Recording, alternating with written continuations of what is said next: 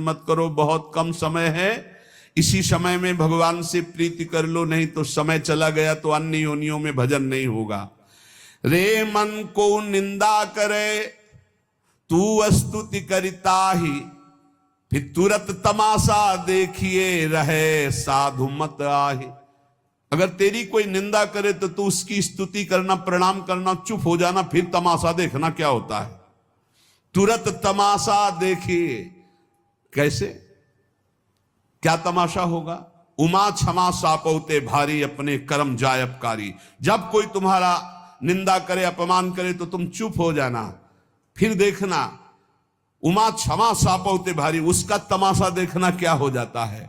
इसलिए तुरंत तमाशा देखिए यह साधु मत आही। यही साधु का मत है, चुपचाप सहन कर, लेकिन इष्ट के लिए नहीं। हमें गाली दो तो चलेगा, हमारे धर्म, हमारे राष्ट्र, हमारे इष्ट के विषय में फिर ये नपुंसकता होगी कि अपने इष्ट की निंदा, अपने गुरु की निंदा, अपने प्रभु की निंदा, अपने राष्ट्र की अवहेलना, धर्माचरण देखकर हम मौन रहे कि नहीं हम साधु हैं, हमें सहन, हमें गाली दोगे, हमें मारोगे, सह लेंगे, लेकिन हमारे इष्ट के प्रति, हमारे गुरु के प्रति, हमारे धर्म के प्रति बोलोगे तो प्राण न्यौछावर कर देंगे, तुम्हें बोलने लायक नहीं रखेंगे। धर्म का स्वरूप यही है, हमें सताओ हम सह लेंगे, लेकिन हमारे धर्म पे, हमारे गुरु को, हमारे इष्ट को अगर अवहेलना की तो फिर उसमें क्षमा नहीं होगा। ये सिद्धांत रखना चाहिए। हमें गाली दोगे सह लेंगे, लेकिन हमारे इष्ट को, हमारे गुरु को, हमारे धर्म को नहीं। उपासक दो ही भाव से भगवान के मार्ग में चलता है। एक तो भय, भय से भयभीत होकर भगवान के मार्ग, जो सब हित आवा सरनाही, रखियो ताई प्राण की नहीं। और दूसरा किसी महापुरुष के आश्रय से अभय होकर चल देना, वो महापुरुष के आश्रय से होगा। पहला है विचारों के द्वारा भयभीत हो जाना और भगवान की शरण में हो जाना। जैसे महाराज शुद्धोधन के एकमात्र पुत्र थे सिद्धार्थ, जो महात्मा बुद्ध के नाम से कहे गए, बहुत विवेकवान थे। इनके विवेक को देख करके राजा शुद्धोधन ने अपने पूरे मंत्रिमंडल में आदेश कर दिया था, कभी भी इनको वृद्ध न दिखाया जाए, रोगी न दिखाया जाए, कुरूप न दिखाया जाए और मृत शरीर न दिखाया जाए। ऐसी जगह इनको बचा लिया जाए, ये देख ना पावे। बहुत विवेकवान थे। तो ये देख करके शुद्धोधन जी ने कि कितने सिद्धार्थ विवेकवान है, अगर इसने रोगी को देखा, वृद्ध को देखा, मृत को देखा, कुरूप को देखा, तो पता नहीं क्या निर्णय कर लेगा। इसलिए 4 बातों के लिए राज मंत्रिमंडल में निषेध किया गया था। कभी भी युवराज को वृद्ध, रोगी, कुरूप या मृतक न दिखाया जाए। अगर कभी ऐसा हो तो इनको घेर लिया जाए और वो देख ना पाए।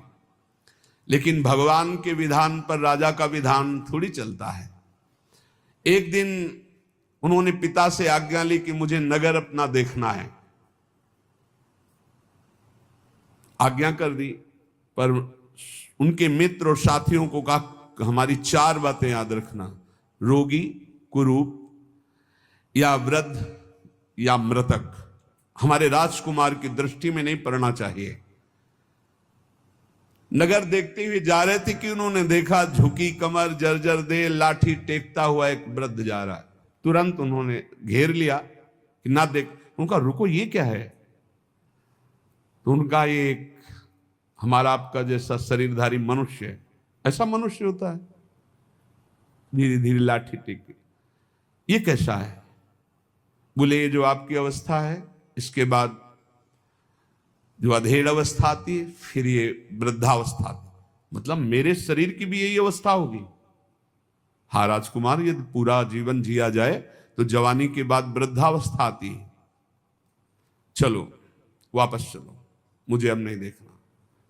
एकांत में बैठकर बहुत चिंतन किया। आज जवानी है, पत्नी प्रिय लग रही है, परिवार प्रिय लग रहा है, राज प्रिय लग रहा है, कल वो दशा आ जाएगी शरीर की कि लाठी लेकर के एक एक कदम झुक झुक कर चलना होगा। फिर सत्य क्या है? एक दिन फिर कहा मुझे नगर दर्शन कराने के लिए। फिर आज्ञा हुई। बड़ी सावधानी इस बार रखी गई थी, लेकिन मार्ग में देखा कि एक हड्डी हड्डी शरीर में है। जैसे टीबी का मरीज, मिर्गी का मरीज, बार बार वो फेन उगल रहा है, भूमि पर तड़प रहा है, कोई उसके पास नहीं,